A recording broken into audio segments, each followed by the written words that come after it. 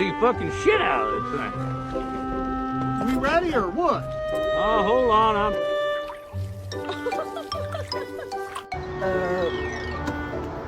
What? Hello, Mr. Squirrel. Jump into my arm. Oh my God!